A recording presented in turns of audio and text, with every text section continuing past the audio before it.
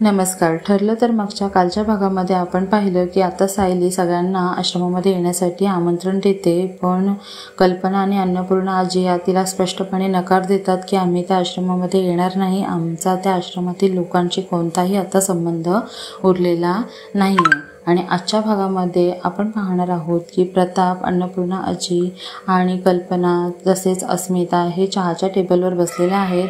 प्रताप पुन्हा एकदा कल्पनाला विचारतो की तू आश्रमामध्ये येणार आहे का? कल्पना म्हणते की माझंच चुकलं आहे, सायलीचं काही चुकलं नाही, पण आता मलाच कोणालाही जीव लावायची भीती वाटते.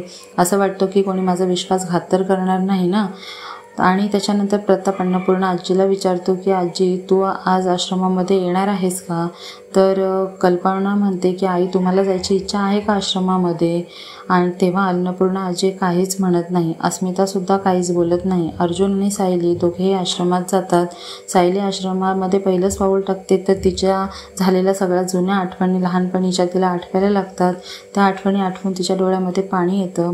अर्जुन ती सायलीच्या डोळ्यातील पाणी पुसतो. मधुभाऊ बघतात की अर्जुन आणि सायली दोघेही आलेले आहेत. तेव्हा जोरजोरात बोलत बाहेर येतात की ए कुसुम, बाहेर ये, आपली साऊ आणि जावे बापू आलेले आहेत, बघ लवकर बाहेर या. तेव्हा सगळे बाहेर येतात.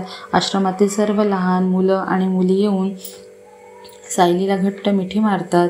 सायली बघते की वात्सल्य आश्रमाचं जे बोर्ड आहे ते अजून लावलेले नाही. ती मधुभाऊंना विचारते की तुम्ही हे बोर्ड अजून का लावलेले नाही? तेव्हा मधुभाऊ म्हणतात की 4-5 दिवस खूप काम होतं, माझ्या लक्षात आलं नाही.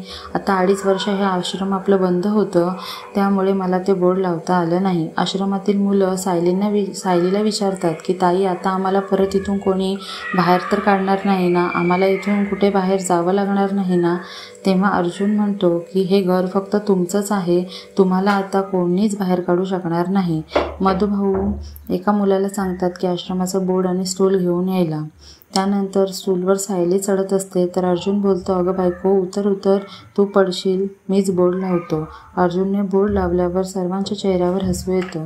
सर्वांना आनंद वाटतो. सर्व टाळ्या वाजवायची सुरुवात करतात. सायली म्हणते की हे फक्त बोर्डच नाही आहे, तर ही आपल्या विजयाची निशाणी आहे. आता अर्जुन म्हणतो की बायको, आता आपण आत जायचं. तेव्हा कुसुम म्हणते की आत नाही जायचं, थांबा. कुसुम घरातून आरतीचं ताट घेऊन येते आणि म्हणते की हे घर आम्हाला फक्त तुमच्या दोघांमुळे मिळालेलं आहे. तुमचे आभार आम्ही कसे मानू?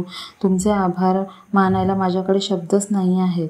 अर्जुन म्हणतो की आता आत येऊ? कुसुम म्हणते नाही, थांबा, पहिले नाव घ्या आणि मग आत या. अर्जुन म्हणतो की हे तर सोपं आहे.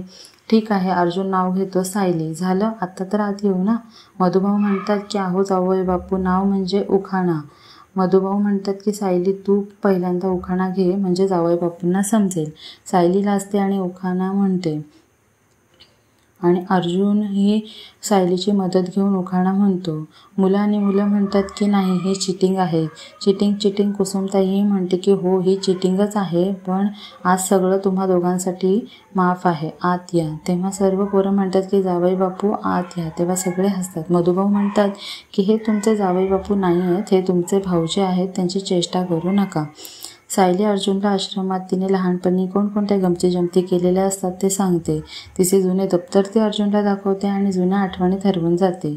लहानपणी ती ज्या झाडाखाली बसून आपले सुखदुःख ज्या झाडाला सांगायची, ते झाड ती अर्जुनला दाखवते आणि सांगते की गेली 2.5 वर्ष हे झाडही एकटे पडले आहे.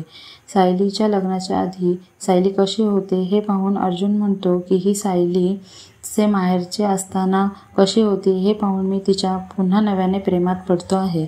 दहीहंडीचा प्रोमो देखील लवकरच आला आहे प्रेक्षकांनो, ते पाहण्यासाठी. त्यात आपल्याला सायलीच्या आईवडिलांबाबत समजणार आहे. म्हणून पुढील भाग जाणून घेण्यासाठी आत्ताच आपल्या सिरियल प्रो टॉक चॅनलला लवकरात लवकर सबस्क्राईब करायला अजिबात विसरू नका. लाईक करा, शेअर करा.